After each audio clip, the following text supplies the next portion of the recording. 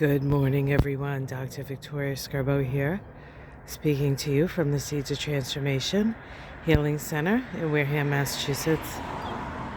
Today is Monday, May 2nd, and the moon shifts from from Taurus to Gemini. That shift occurred at 6:47 a.m. here on the East Coast. So right now, as we stand here, the moon is in Gemini. And of course, Gemini is a very communicative moon. Today we have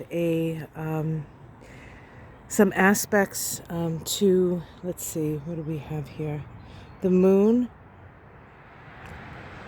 made a number of supportive aspects early this morning. So we kind of sort of rise out of the day feeling supported, feeling perhaps that we can get things done, that we have the capacity and the resourcefulness to do what needs to be done, which is a really nice way to wake up.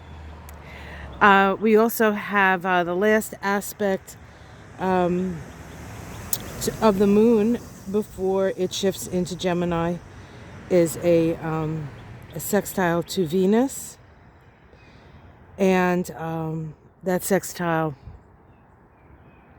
is right at the very, very last degrees of Pisces, and then Venus, the planet of love, the goddess of love, who has been reveling in Pisces after a long and arduous journey through a retrograde and meeting up with Pluto 3 times, meeting up with Mars twice, and meeting up with Saturn. Finally had some time in a sign that she was very, very powerful in. Pisces as the last sign of the zodiac. We're kind of, when a planet is in there, it's kind of bathing in the great cosmic sea. And of course, Venus being the planet of love. In Pisces, there is no separation, and you can take in the complete and utter sense of love with Pisces. However, we can't stay there now, can we? Because things move on. During that time, Venus was seated with the hopes for the future, hopes for a better future, perhaps, a more loving and peaceful future, a future in which Venus has more power, especially after that retrograde period in Capricorn, which is all about being an authority in your own life. So now Venus moves into Aries. She takes off her diaphanous gown. She puts on her plain underclothes and then puts her battle gear over it. It is time for Venus to take the field here. And Venus is a battler, and her greatest weapon is love. And so she is fierce and she is courageous.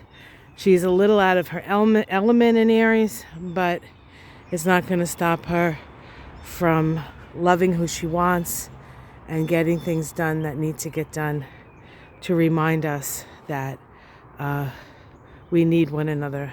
So very exciting time with Venus in Aries. Again, not the most comfortable place for Venus, but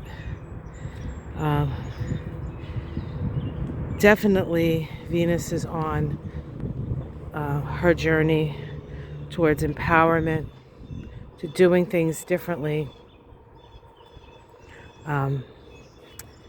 and to move forward in a more loving way.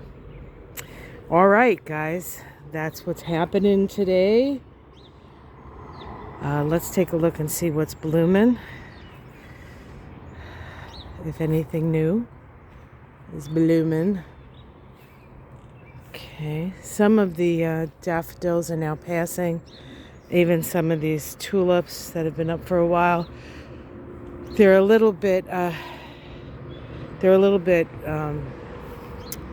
beat up a little because we did have quite a bit of cold, almost freezing, but not quite evenings. So, oh, I was like, what's that sound?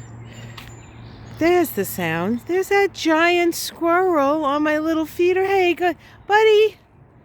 Okay, let's see how close we can get. Before he realizes I'm talking to him, I know that feed is good. There he goes. He realizes I was talking to him. That feeder is pretty sturdy.